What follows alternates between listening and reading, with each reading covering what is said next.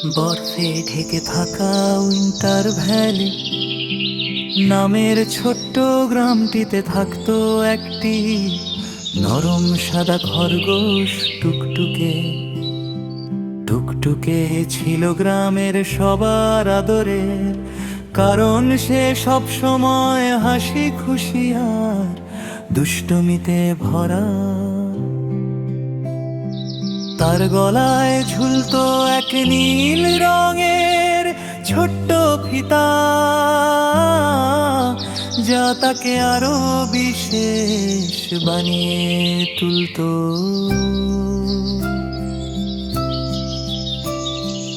এক শীতের সন্ধ্যায় আকাশ থেকে পড়তে শুরু করলে ঝাঁকা ছোট বরফের ফ্লেক। টুকটুকে বরফ পড়া দেখলে খুব খুশি হতো। সে বরফের ওপর লাফালাফি করতে করতে বলল, আজ মনে হচ্ছে কিছু একটা জাদু ঘটবে। ঠিক তখনই এক বিশাল তুষার তারার আকারের আলো টুকটুকের সামনে অনম করে ঝলসে উঠল। আলো ম্লান হয়ে গেলে দেখা গেল এক ছোট্ট তুষার পরী, ফ্রোজি। ফ্রোজি হালকা হাসি দিয়ে বলল, টুকটুকে,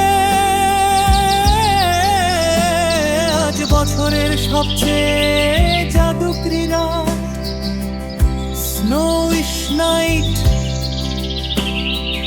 আজ যে কেউ হৃদয়ের সবচেয়ে সত্য ইচ্ছাটা করলে তা পূরণ হয়ে যায়। টুকটুকে অবাক হয়ে জিজ্ঞেস করলো, আমি কি ইচ্ছা করতে পারি?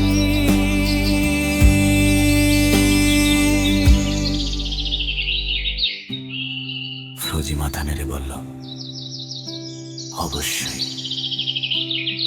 টুকটুকে আকাশের দিকে তাকিয়ে চোখ বন্ধ করে বলল, আমি চাই উইন্টার ভ্যালির সব প্রাণীরা যেন আজরা একসঙ্গে আনন্দে কাটাতে পারে। পরি ফ্রোজি হাসল। মুহূর্তের মধ্যেই পুরো গ্রাম ঝিকিমিকি আলো ভরে গেল। গাছ ঘর বরফ সব জায়গায় ফুটে উঠল রঙিন আলো।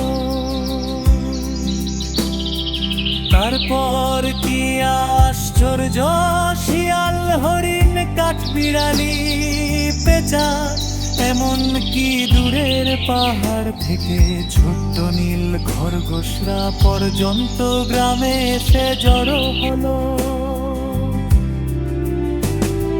সবাই মিলে শুরু হলো বরফ নাচ, লাফালাফি,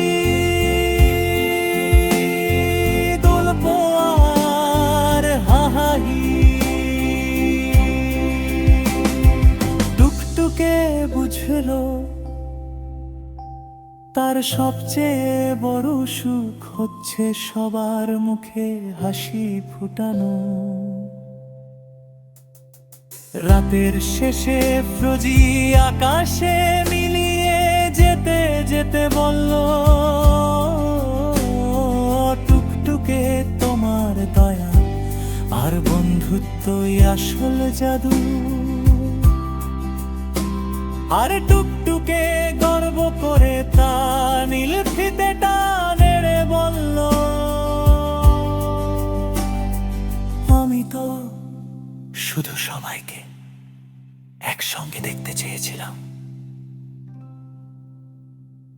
গ্রামের সেই রাত আজও জাদুর রাত নামে পরিচিত।